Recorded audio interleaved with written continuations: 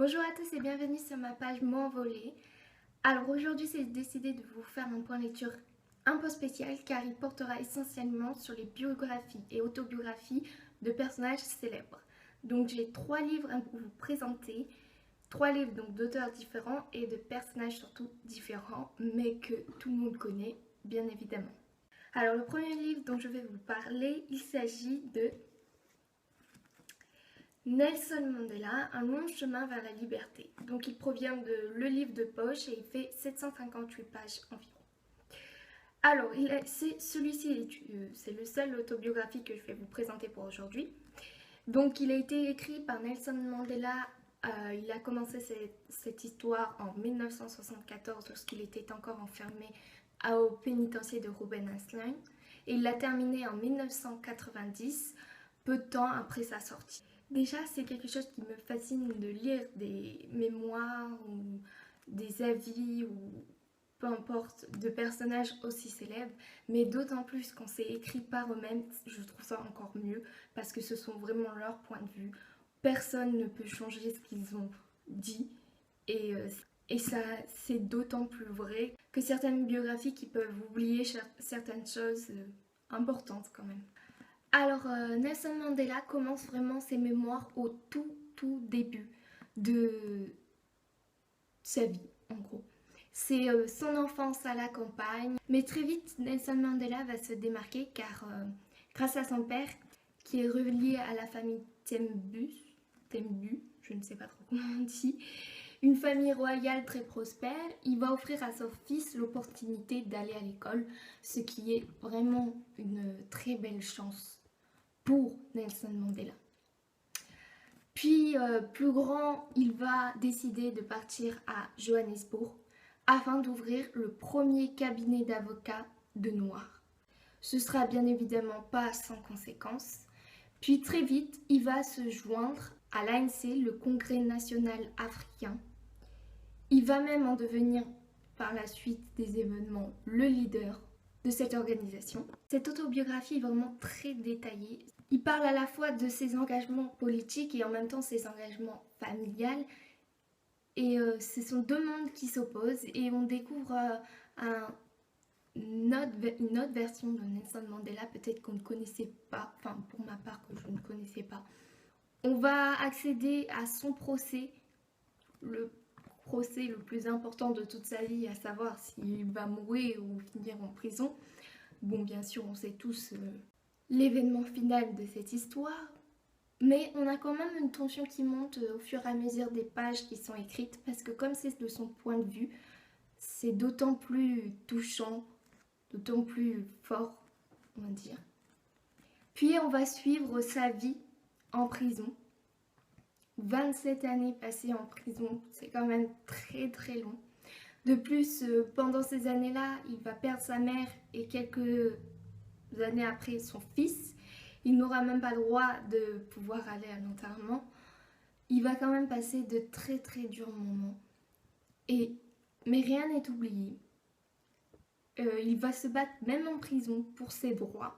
C'est là qu'on voit que ça reste quand même un grand homme. C'est une très belle autobiographie et je suis vraiment contente d'avoir pu la lire pour en découvrir beaucoup plus que sur l'homme qui sauva l'Afrique du Sud en quelque sorte. C'est beaucoup plus que cela et je vous le conseille fortement.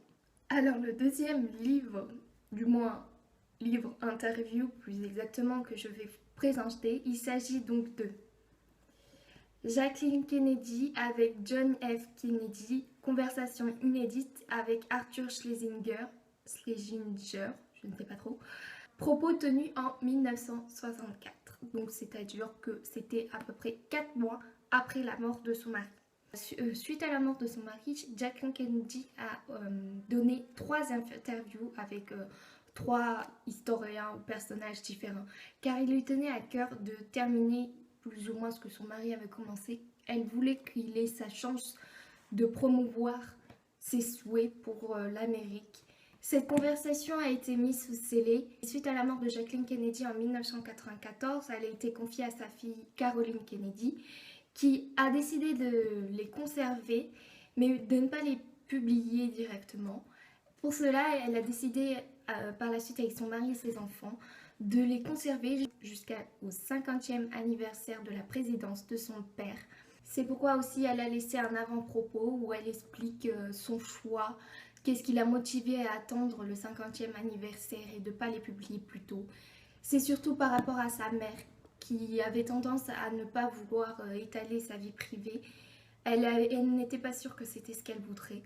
Mais au final, elle y a réfléchi et elle s'est dit que c'était important de publier cet ouvrage lors du 50e anniversaire de la présidence de son père pour toujours garder en mémoire John Kennedy en quelque sorte.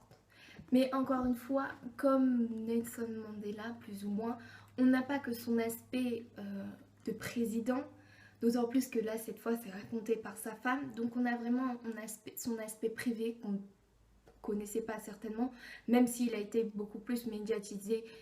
John Kennedy, enfin sa vie privée a été beaucoup plus médiatisée que celle de Nelson Mandela, je suppose. On a d'ailleurs quelques photos avec ses enfants, avec sa femme, ce qui est assez... On découvre l'homme, on ne découvre pas que le président.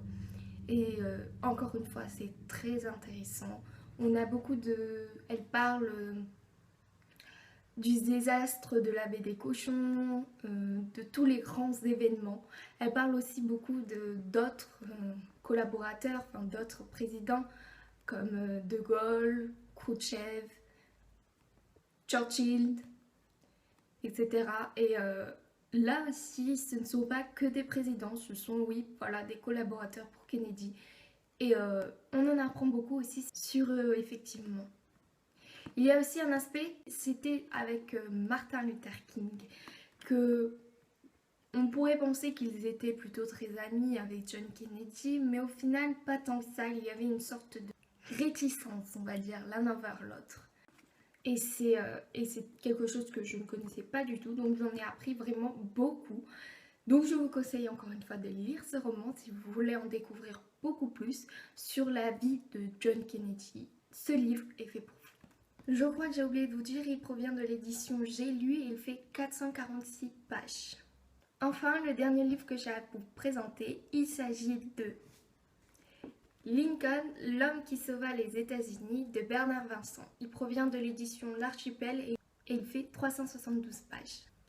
Alors j'ai cherché pendant très longtemps à peu près une bonne autobiographie sur Abraham, le grand Abraham Lincoln, parce que tout simplement c'est les histoires de ces grands présidents qui ont marqué l'Amérique, que ce soit l'Afrique du Sud ou peu importe quel pays, tant qu'il y ait quelque chose, du moins de collectif, on va dire, c'est quelque chose qui me passionne. Mais d'autant plus Abraham Lincoln avec la guerre de sécession, puis la fin de l'esclavage, tout ça, c'est quand même historique et qu'il faut conserver. Et au final, je l'ai reçu en cadeau, donc j'ai été vraiment très contente de le recevoir. D'autant plus que cet auteur, Bernard Vincent, est génial. Je n'avais encore jamais rien lu de lui, et d'ailleurs il en a fait une autre autobiographie sur Abraham Lincoln que je pense que je vais me procurer, parce qu'il a un style à l'écrit qui est vraiment facile à lire et qui fait plaisir. C'est-à-dire que ça pourrait être assez ennuyant par certains aspects quand ça devient très politique, les congrès, tout ça. Mais il sait le rendre intéressant vraiment. Et c'est ce que j'ai beaucoup apprécié par cet auteur. Bon, bien que la vie de Abraham Lincoln est très intéressante, hein. C'est tout de même un bûcheron qui deviendra président, donc c'est assez incroyable. C'est un homme du peuple en fait. Bien évidemment, j'ai encore une fois appris beaucoup de choses parce que Abraham Lincoln, ça commence à dater un peu, on va dire, et on nous apprend en gros la base des bases, mais on ne sait pas d'où il a débuté, comment il a fait pour gravir les gestions, et il en a bavé aussi, et il en a gravi pas mal, vraiment. Il a eu beaucoup de défaites au final, ce que j'aurais jamais pensé. Il en a eu pas mal, mais il s'est à chaque fois relevé. Encore une fois, c'était un grand avocat aussi, qui défendait la cause des pauvres, tout comme Nelson Mandela. Il était assez déprimé dans sa vie, c'était un homme assez mélancolique, Et d'ailleurs, il a eu beaucoup de malheurs dans sa vie, qu'il a su surmonter à chaque fois, mais qui était plutôt difficile. Il a perdu 3 de ses enfants, dont Eddie, Willie et Tad.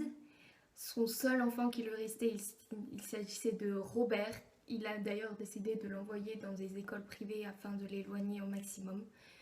Mais ce fut des épreuves à chaque fois difficiles pour lui et surtout pour sa femme Marie, qui devenait de plus en plus déprimée, qui avait tendance à dépenser leur argent, etc. On découvre aussi une nouvelle fois pas que le président, mais l'homme, et c'est tout aussi intéressant. Donc, encore une fois, je vous conseille fortement cet ouvrage. Alors voilà, ce sera tout pour aujourd'hui. Donc, je vous ai présenté 3 présidents qui sont tous différents, mais en un sens qui se ressemblent aussi. J'espère que cette vidéo vous aura plu. Dites-moi en commentaire, encore une fois, si vous avez lu l'un de ces livres ou pas, ou si vous souhaiteriez en lire un. Et on se voit bientôt alors.